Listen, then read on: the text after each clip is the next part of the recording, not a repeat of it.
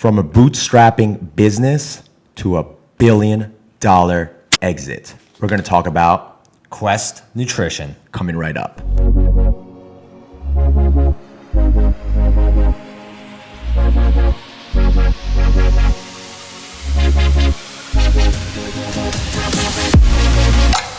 What's up, everyone? Sean Azari here. I'm here with Matt SKOPAK. We're going to deep dive into businesses, and today we're going to talk about Quest Nutrition, and we're going to talk about some of their business and marketing strategies so that you can take some of their tactics and implement it into your business, right? Just give you a little context. These guys started in 2010. There are about 3 founders. One of them is Tom Billio, and they really bootstrapped their business and they made it very, very successful. So we're gonna really get into some of their strategies. Let's go right into it. So number one is bootstrapping your business.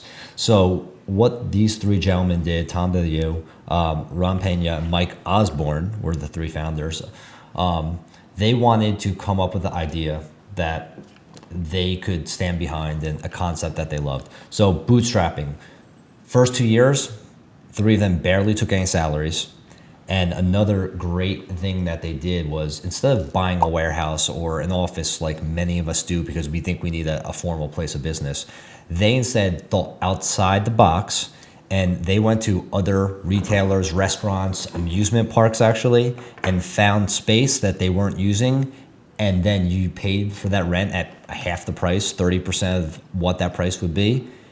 And then they built their business from there. So as a business owner myself, you have to think outside the box and think of ideas how you can bootstrap and pay less expenses while you build the company. Now, let me add on to that. So what if they didn't take any salaries, but how can you survive without taking any income? Well, minimal. They probably took minimal salaries, who knows? But I mean, you have to do whatever, I guess, at that point when you're starting a business. Do you believe also maybe have a side hustle or maybe have it depends on the scenario, right? I mean, I'm a true believer. I mean, a lot of people say just stop what you're doing and fulfill your dreams. I don't think that's very realistic. I believe in the 16-hour workday. I think that you need to have an income or something that you're good at, and you take that income, and after you work your 8-hour shift from whatever that might be, 9 to 5 p.m., you get home, get some dinner, get a quick workout, and then you go into your second 8-hour shift of what fulfills you and what you do. Personally, from my example, I work in finance, and then at night I'm CFO of Sugar and Kush, and then I helped with Sweetberry. So those things fulfill me, but definitely my main job helps me support and grow the other areas. So that's what I would want to get through to our audience is you don't need to quit your job, but you do need to work that second 8-hour shift at night or whenever it might be to build your own business or your whatever you want to do. Number 2, think like a media company. Your company should be very content centric. What Quest does really well is create 15 to 1 minute videos of using their product in delicious recipes. I believe they have a YouTube series called Questified Recipes, where they're showing, again, protein, protein mixers, cookies, and they're mixing it into making delicious, healthy pancakes. Okay, what if you don't have a food product? How can you create content around that? All right, let's get into, let's say, for example, home decor, right? If you sell, for example, rugs, right? You want to show how rugs could be styled in multiple different rooms because you may have a contemporary style, contemporary look in your house, right? And you want to show how that rug could look in your house or a modern house or so forth. So you want to show different types of styles. So however you could provide informative content of how they could use your product, that'll be super helpful so that could eventually buy your product or service. That's great. That's a great point. And I like that. We do that a lot with Sugar and Kush, where we have a lot of our recipes that we use CBD oil in. It creates great content, but it also thinks about and opens the box about different ways to use the product. Oh, let me even also add on to that, right? I remember seeing, and this is very true, right? Even a 15-second video on Instagram, a 30-second video, that could take a whole day, 2 days worth of production. Yeah. It may cost, depends on how you do it. If you do it all in-house or you're doing it yourself, it could cost not much money, but if you're building a team around it, right, it costs a lot. And the ROI is not going to be there right away. The ROI, what they like to look at, what I'm going to get into probably later, is really how much engagement that piece of content? Is it getting engaged? Are people liking the content? Are they reading about it? They're watching the video. So sometimes you got to create content again based on your community, and then that's again I'm going to get into that. When Sean says ROI, that means return on investment. So if you spend $1, how much money does that dollar then return? So that's ROI. That's what that really means. Let's jump on to number 3. So number 3 is going to be giving away a product, and this is something that Quest Nutrition did in the beginning, which really goes against a lot of what other companies believe. So in the beginning, the founders, they actually wrote handwritten notes, 1,000 handwritten notes to influencers and said, hey, here's our product. Tell us what you think, the good, the bad, but just tell us what you think of it. And for the most part, it was good experiences, but they gave away a boatload of bars and different products for free away to people just to see what they would say. They were really under the impression of not thinking about the short-term losses and more about the long-term gain and the lifetime acquisition of having a customer who loves their brand. So that's something huge. They said it was probably their biggest game changer. What made their company is they believed in their product, and once someone had it, try the bar, they believed that they would be hooked on the brand just because of the value and the taste of how good it tasted, the macros. They would stay with the brand for their entirety of their life. So I'm going to add on to that. So I work with a lot of brands that some of these brands don't want to give products away, which I think it's bad. I don't get that at all. You have to give, you have to give, you have to give to grow your brand. Quest does this even now to this day. They're almost close to 1 million followers on Instagram. I've seen in the recently when I was doing more research on them, the last few posts, they have so many giveaways going on, which is creating a lot of engagement. People are commenting their friends if you're doing it strategically. Like they have a great creative, right? They're giving away multiple products. Sometimes even their product plus a gift card. I don't know if they're actually doing that, but people do that, which is getting your brand more reach, and it's obviously going to grow. So product giveaways are huge. I suggest you do it. You got to eat up the cost. It's your cost, but at the end of the day, you're getting tons of brand awareness if you're doing strategically. And sometimes if you don't have a following, you're going to need to work with content creators, influencers to get out there, or even just promote it via Instagram or Facebook, run ads across the demographic that would like your product, so you get more engagement. So if you have like 0 followers or 5 followers, right, it's not going to get that reach. You have to be strategic about it on how to distribute that content, that giveaway, so that gets that engagement. Yeah, and guys, it's not one concept works with every business. Obviously, you need a product that is a low cost product when you do this. Obviously, if you sell X-ray machines and they're $200,000, that method won't work. So obviously, give and take and use the ideas will work, but for a small margin or a small cost product, this is a great way to be a successful company.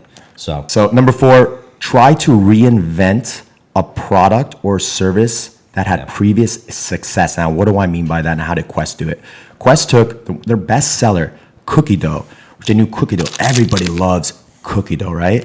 They took cookie dough, the flavor, right? They made it healthier such that people, when they ate it, it tastes just like cookie dough, right? But they didn't have to feel guilty about it. So now how can you take that away, right?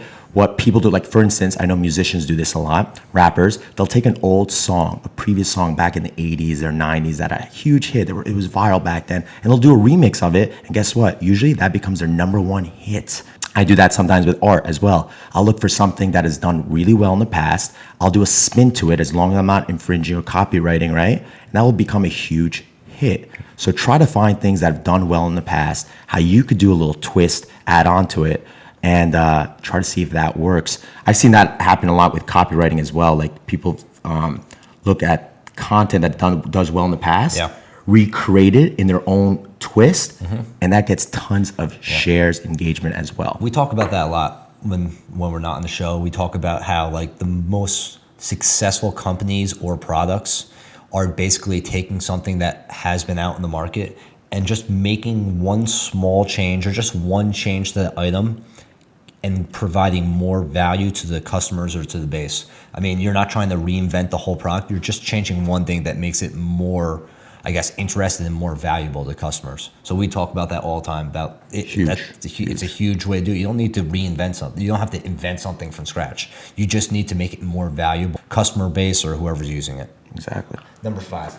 So talk about when you're starting a business, do what you love. I think this was big with Quest Nutrition. That's why in this one, we're not talking about financials. I'm not doing a deep dive in financials because that would just be disrespectful, or it's just not what Quest is about. When they started this company, this was about the customer base and about the movement that they started.